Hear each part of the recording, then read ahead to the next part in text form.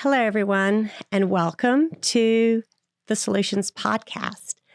Today, I have an episode for you. If you are feeling a little out of sorts, if you're worried about things, I just want you to know it's all going to be okay.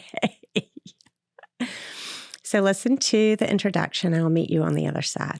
Einstein said, "We cannot solve our problems with the same thinking we used when we created them."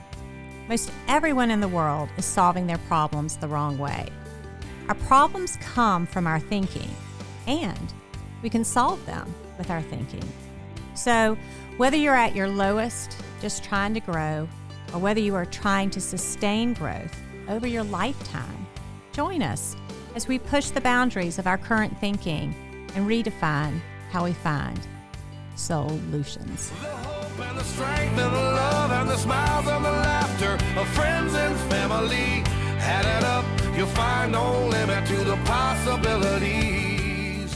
I was talking to my oldest son last night, Nat. A special shout out to Nat. If you haven't met him or listened to the podcast that we did together, we'll put that link in the show notes.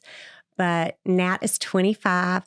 Next week, he'll be 25, and he's working in Atlanta now, graduated from college, all the things. And so I was telling him, tomorrow I'm recording. Do you have any suggestions, or is there something a topic that you think is timely or relevant? And he goes, Mom, I think people are freaking out a little bit, or people are worried or about the world. Post-election, there's a lot of conversation about what is going to happen next. Anytime we're in these transition phases and there's a lot of unknown in the future, people tend to worry and they tend to focus on the extreme case scenarios, right? And it's interesting, Nat and I voted totally differently this election, and yet I would say our opinions on the majority of issues are very aligned. So this isn't, I want to make sure that just the idea of the term election or post-election doesn't turn you off from listening to this episode, because there's a message no matter who you voted for or what you think is going to happen next.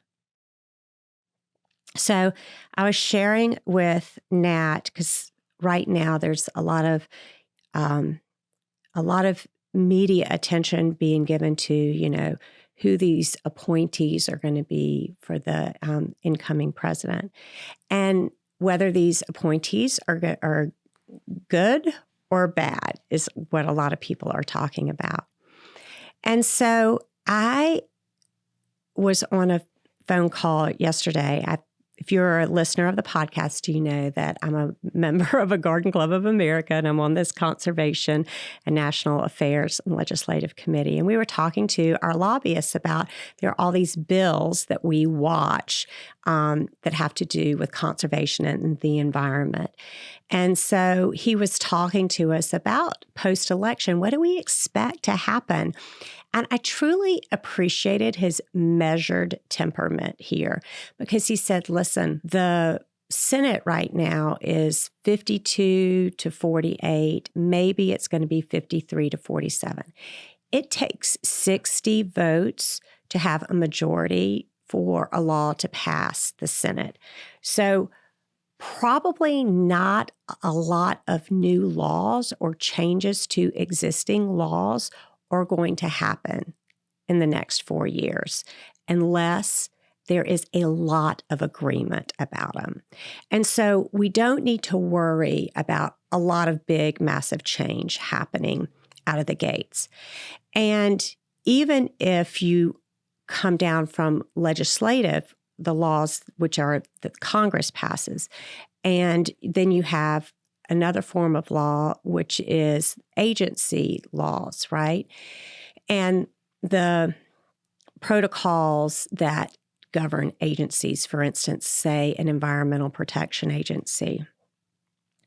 A person being appointed or proposed to be appointed as the head of the Environmental Protection Agency this go around is from Long Island, and that's big conservation and water and clean water and clean air is really important to his constituencies where he is from.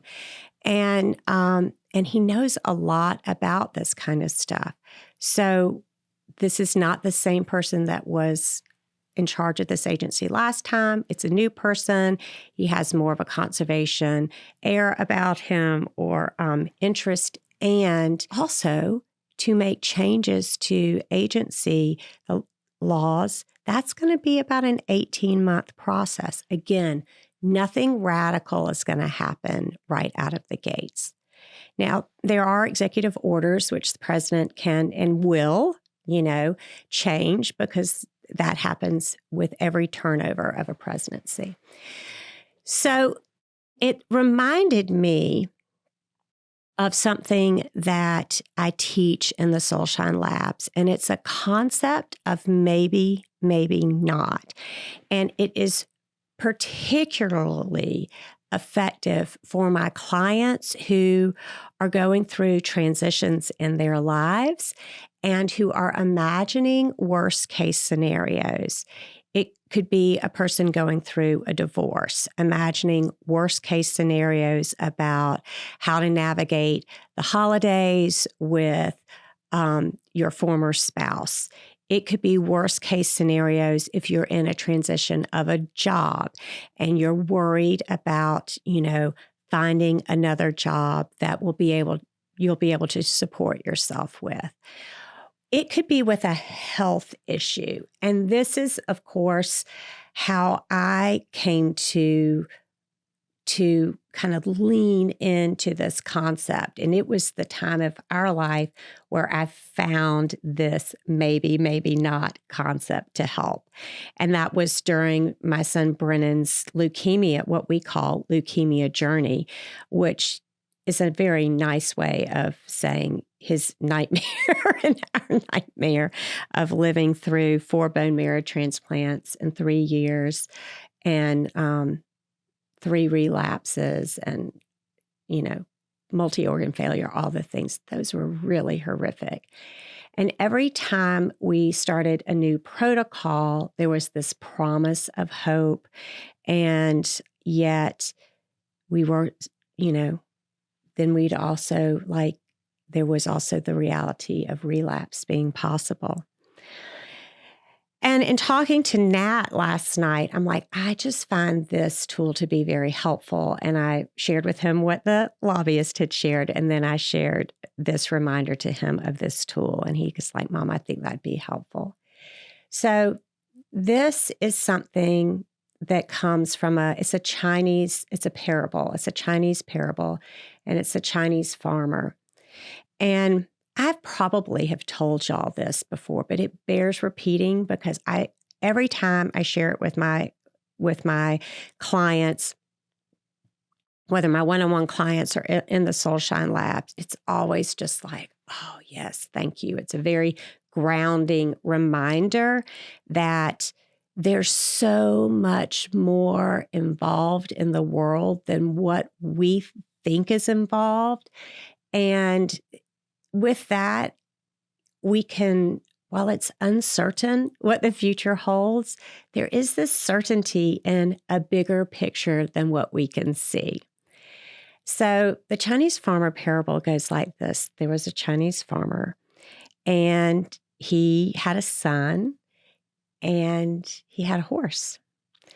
And all the people in the village were like, oh my goodness, you are so, so, so, so fortunate because you have a son, and that means you have someone who can work on your farm and labor for you and help you earn money.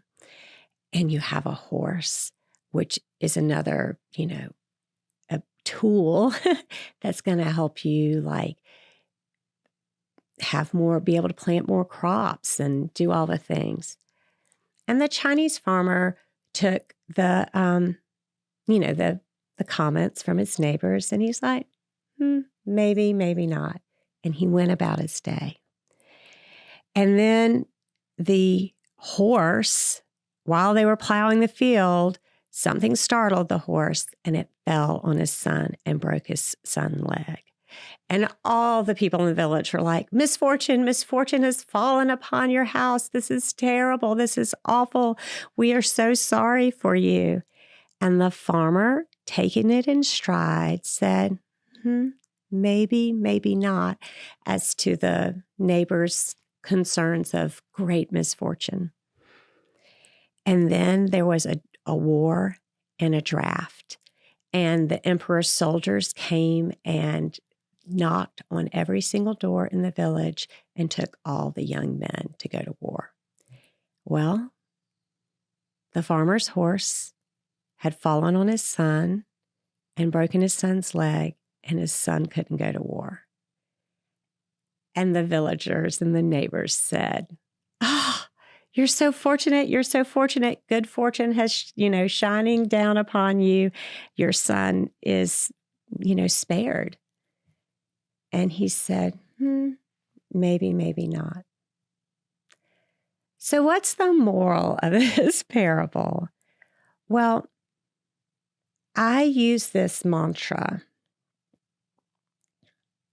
in my daily life when I'm faced with uncertainty. And so when I hear someone say, oh my gosh, this is the worst thing that could ever happen to us before, I kind of have been leaning into this maybe, maybe not, like, maybe, maybe not. And when I run into people who are like, oh my gosh, thank the good Lord, this has happened. We're all going to be saved. Life is going to be very, very different. I also lean into maybe, maybe not. Now, this has taken a concerted effort on my part because honestly, I don't feel like maybe, maybe not. I have felt like, as a woman, that women should have control over their bodies and decisions over their reproductive rights. I think women make amazing decisions, and that isn't a place for government. And that's not talking about a moral issue here. It's just about I believe in women making great decisions for themselves, for their children, for their families at large. And so when I see a sliding back, which appears to be a quote unquote sliding back, when I see what's going on and think this is a great misfortune, this is a sliding back, it changes how I show up in the world, and it changes how I feel about the importance of the work I do, right? It makes me feel a little disempowered. And when I when I hear myself talking like that, and I say, maybe, maybe not, that's like me interjecting in there. It's like, Tara, you don't have the whole picture here. You're making a lot of assumptions.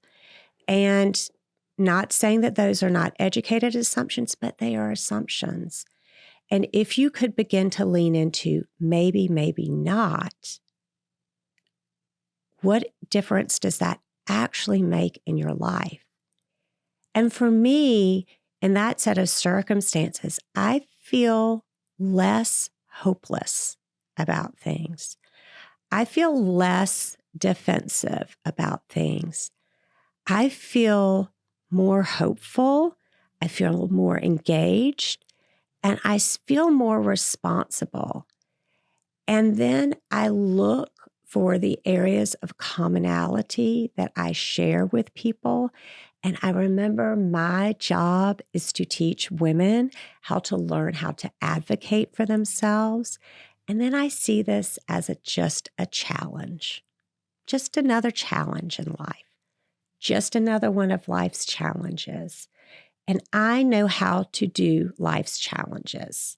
And I know how to coach people through life's challenges, to use those challenges to not stop you in your tracks and to not despair and to not lose hope, but to use those challenges to come up with a better solution than you were hoping for to begin with, because this solution is going to require like more work.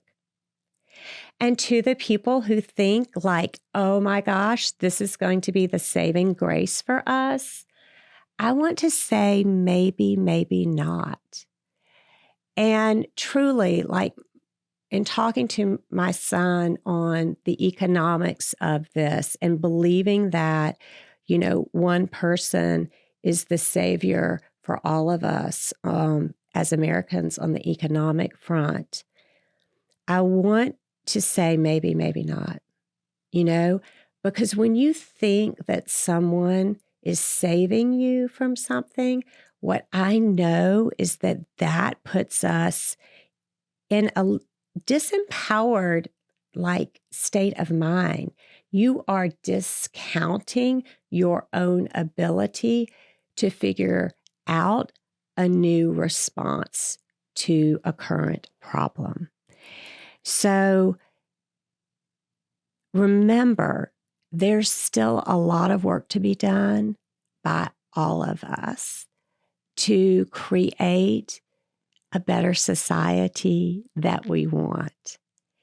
And remember, we are living in the least violent times in the history of human civilization and the most prosperous times in the history of human civilization.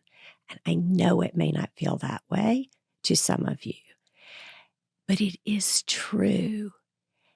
And we are all here alive on this earth because there is something within you that you have to bring to the time in which we're living. And we all are being called to do that. So when you find yourself despairing and thinking, I don't know how I'm going to go on, or I don't know how we're going to get through this, whatever the transition is in your life, I want you to remember this phrase, maybe, maybe not. This is the most awful thing that could ever happen to us. Take a deep breath, repeat after me, maybe, but maybe not. And when you think something, you have finally arrived on the shores of the promised land, and that you're never going to have to face challenges or struggles again, I want you to inhale deeply and repeat this mantra, maybe, maybe not. Remember that farmer. Remember his son. Remember the horse. Remember the war. Remember you have something special within you, and you can impact yourself and how you show up in the world, if nothing else. But when you do that, I promise you will impact others and help them through it as well. All right, friends.